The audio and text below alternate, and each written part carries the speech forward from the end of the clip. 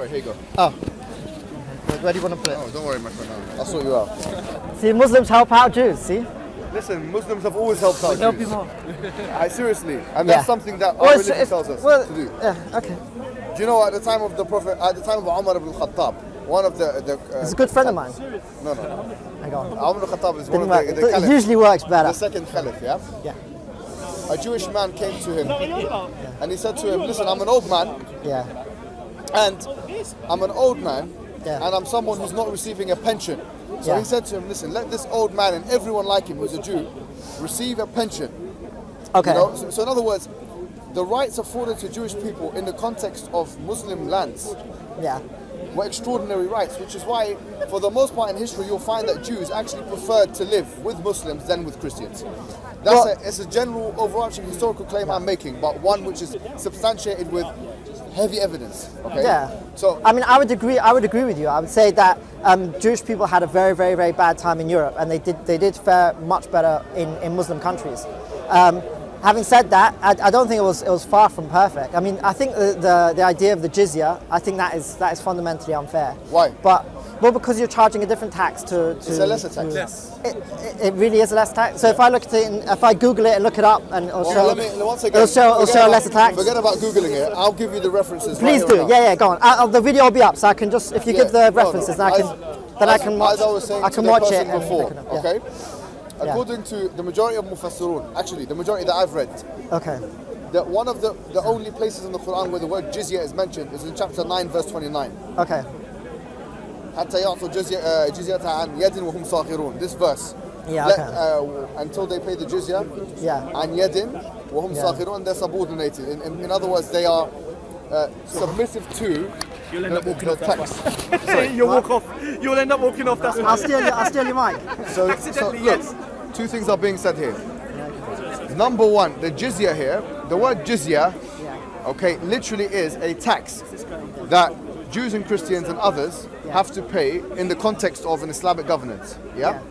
That jizya, okay, according to the majority of Mufassirun, they say it's like a dirham or half a dirham or whatever. Now, whatever that is less than the zakah.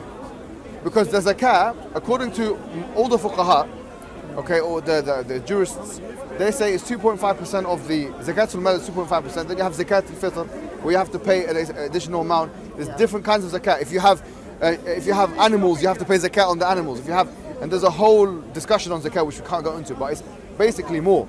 You have more obligation. Now, the reason why there's a change in word, why is it zakah for the Muslims and not zakah for the Christians and Jews? The word zakah, it comes from tazkiyah. Tazkiyah means purification. So really, It's the same as tzedakah. In Jewish we have a tzedakah. It means it's like charity. It doesn't mean literally charity, but it's the same. The same thing. I mean, the literal meaning, it means righteousness, but it means in English we would call it charity. It means giving money. Yeah. So zakah. Yeah. So no, that's good. Sadaqah, we have sadaqah. Oh, you've also got sadaqah. We've got sadaqah. Sadaqah and zakah are two different things. Okay. But for us, sometimes sadaqah is mentioned in the Quran as zakah, but that's a different discussion. I don't want to confuse everyone. Yeah.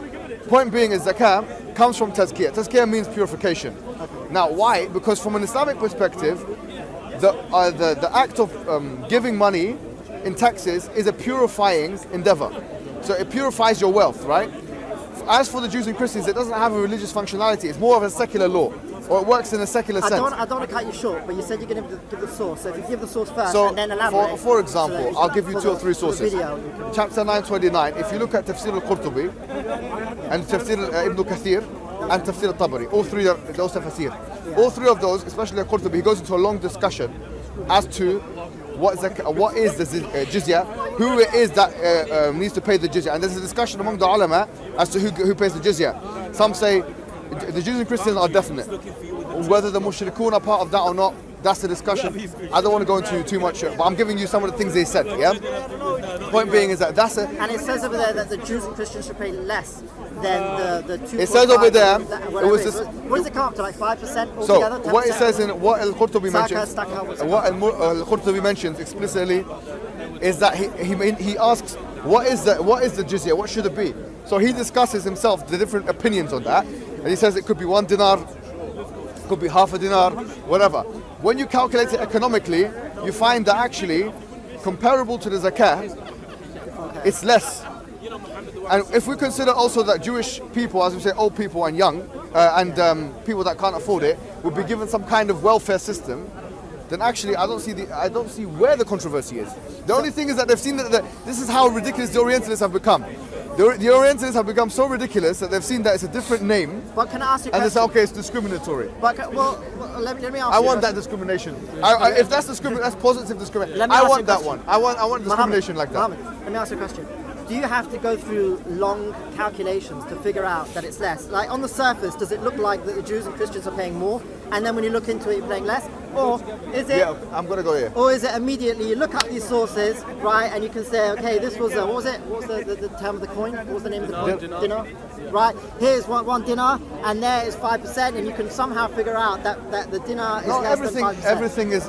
But you're saying it's clear. Is it clear like that, or it's not clear? No, it's not. I mean, that already is not clear because one's a percentage and one's a dinar. I don't know how much a dinar is. Yeah. So obviously we can't even know already. There's something called convert. Or what they do, obviously, the ulama of today, the scholars of today, will have to take that currency and try and take it through some kind of economic conversion, just like we do with everything else. So can you say it's a bit you can't? It's not clear since one is a fixed amount and one's a percentage. So you can't say which one's more. Is that no? Is that fair? Is that a fair statement? It's not. What's not a fair? I'll tell you what's not a fair statement. Ibn Hajj al-Asqalani in his in Bulugh al-Maram, his very the book that it's a compilation of hadith. He discusses jizya. And he once again he says you can put jizya of one like block jizya that everyone has to break up and stuff, or it can be an individual thing, whatever. Taxes for Jewish people and Christian people in a Muslim land, in general, has not been shown from an Islam perspective to be any more than the zakah the Muslims should pay. Okay, so what you're saying is now that in practice, in history, right, it has not been more. I don't know about that. That's a different story. So no. Because when you talk about history, historically, you don't know. And from the book, it's not clear. Let's talk about history. About percentage and one's talking about a fixed amount. Let's talk about history. So if you want to talk about history, this clear idea from that it's not. Well, by the way, I'm not saying it's a terrible thing. I mean, throughout history, there's many terrible things have happened. I'm not saying this is the worst thing. So let's talk about within this context. Let's talk about history. History, we've got different kind of empire, as you know. There's the Abbasid Empire, the Umayyad Empire, then the Abbasid Empire, then within the Abbasid Empire you have the Ayyubid Empire, then you have the Fatimid dynasty, you have the Ottoman Empire, which lasted from 1453 until 1924. You have Islam in Spain, which lasted from 710 to 1493. From 710 to 1493. So when we talk about history, the question is, what history are we talking about?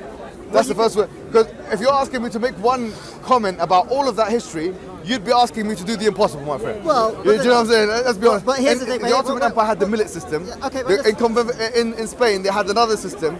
In the Abbasid Caliphate, they had the third system. Here's the thing. If it were to be, and I haven't done any research, right? But if it were to be the case that in most of those countries, right, and most of those Muslim countries, right, they had the Jews were forced to pay more than the Muslims, and it's also the case that you can't calculate it based on the Quran, or what is it, Hadith or Quran? What is it?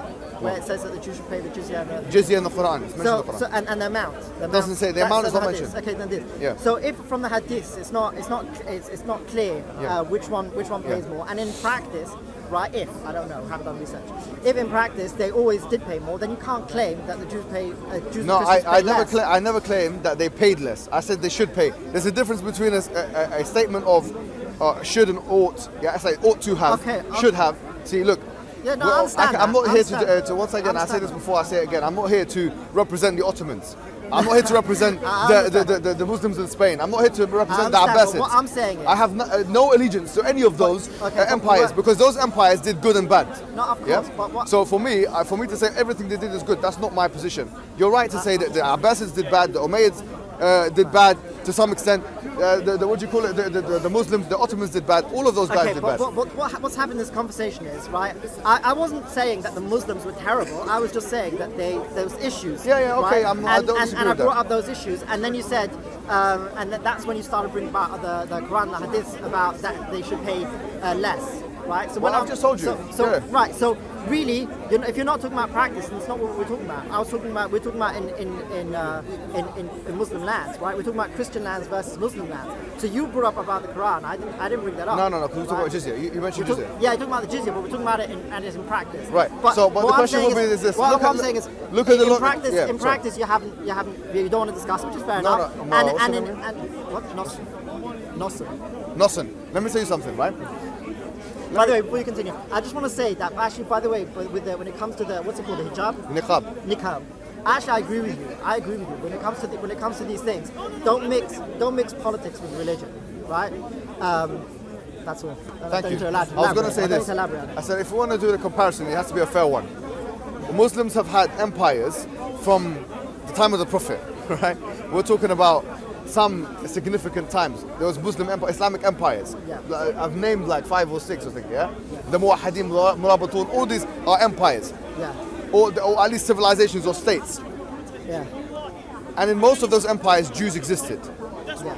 And they continue to exist, yeah? In Muslim countries for the... Well, not today. Not today, a lot of them left.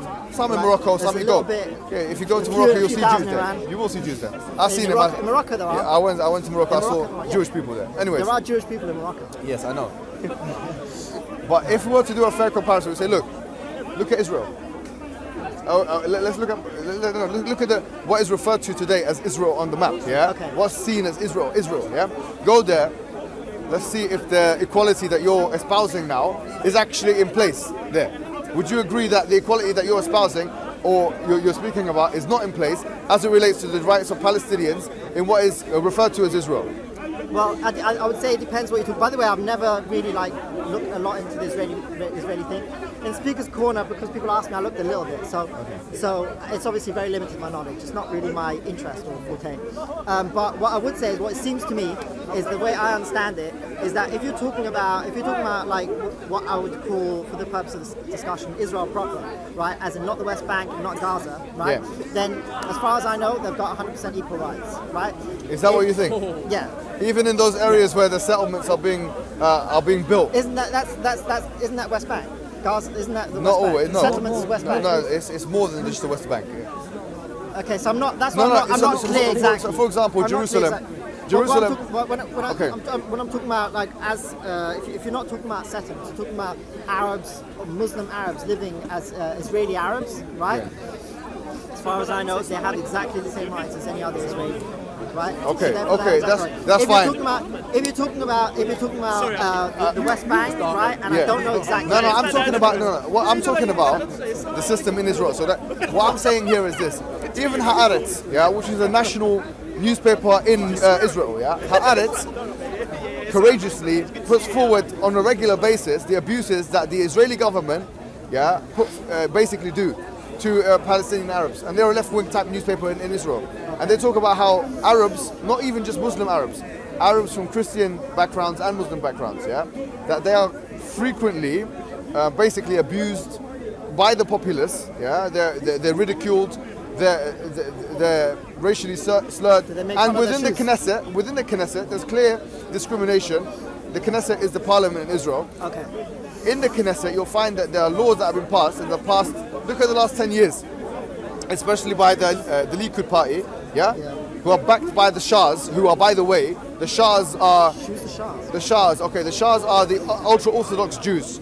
The ultra-Orthodox Jews who actually are religious. I'm from ultra-Orthodox community. I've never heard of a Shah. The Shahs are those ultra-Orthodox representatives in parliament. They're called Shahs. Okay. So those guys, because it's usually a coalition party government in the Knesset, what happens is that the Shahs usually form a coalition with the Likud party, which is the reigning party now. And in almost all situations, whenever it comes to rights of Arabs generally, it's usually put underneath the feet of those individuals. Let's be honest.